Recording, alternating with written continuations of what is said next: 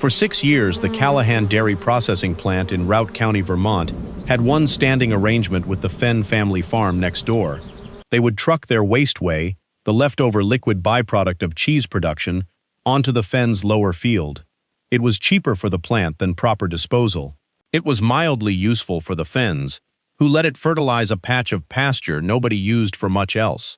Nobody thought about it beyond that, until the plant increased production in 2021, and the volume of whey being dumped tripled.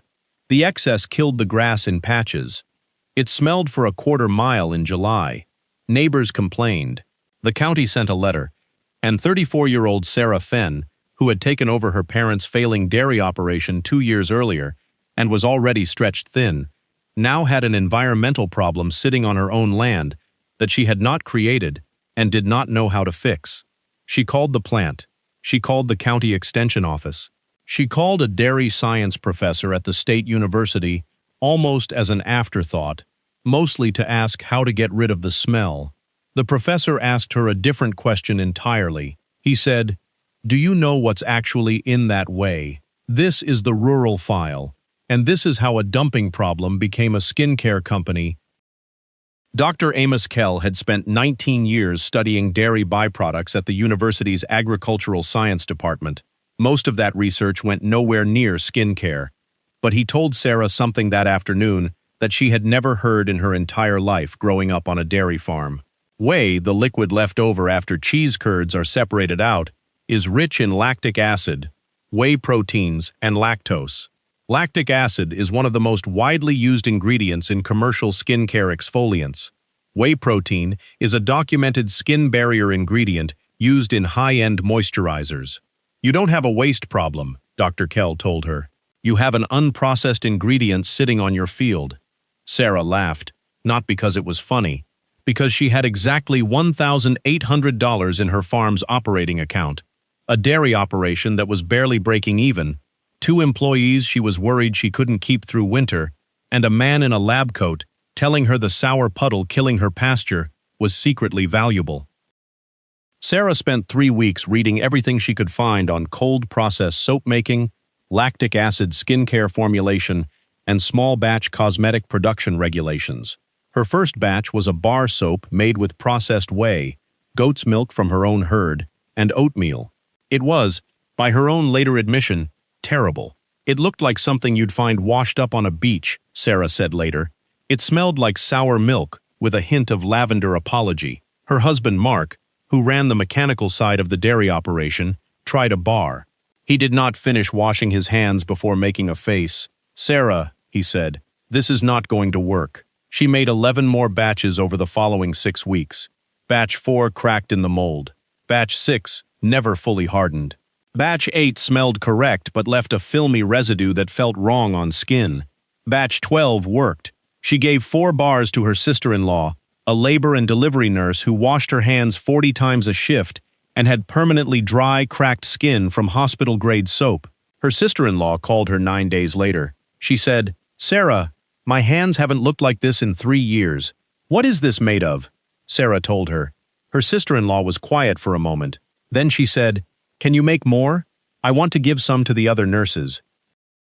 Word moved through the hospital the way word moves through small towns, fast and mostly by accident. By the following month, Sarah had informal requests for 40 bars from people she had never met. She realized 2 things at once. The first, bar soap alone was not going to be a business. Margins on soap are thin, and the market is crowded. The second, the actual value wasn't in the soap format. It was in the lactic acid whey base itself, which could become a moisturizer, a facial toner, and an exfoliating mask, each commanding a significantly higher price point than a $4 bar of soap. She spent the winter developing 3 additional products on top of her original soap: a whey protein moisturizing cream, a lactic acid facial toner, and an oat and whey exfoliating mask. She registered her business, Fenn Field Skincare, in February, paid $340 for a state cosmetic manufacturing permit, and converted her farm's old mudroom into a small production space that passed state inspection on her second attempt. Her first full product line launched at the Routt County Farmers Market in April. She priced the moisturizer at $28.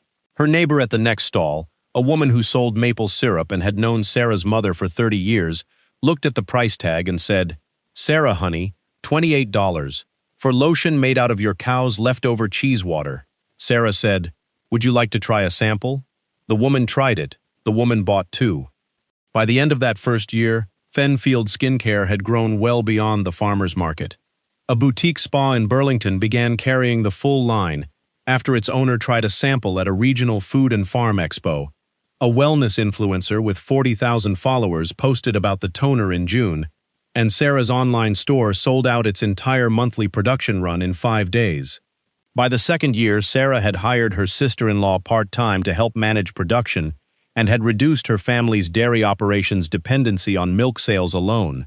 The skincare line now accounted for close to 40% of the farm's total household income. The Callahan Dairy Processing Plant, the same facility that had been dumping the whey that started all of it, became her primary supplier under a formal agreement. She now pays them a small processing fee to receive their whey byproduct directly, rather than having it trucked onto her field as waste. The lower field, the one that had been killed by excess runoff for 2 seasons, was reseeded and now grows the lavender Sarah uses in half her product line. What Sarah Fenn did was ask one question a lab professor handed her almost as an aside, and then take it seriously enough to fail 11 times before she got it right. Here is what her story leaves behind. The first thing. An environmental liability and a raw material are sometimes the exact same substance, and the only difference between them is whether someone has bothered to ask what it's made of.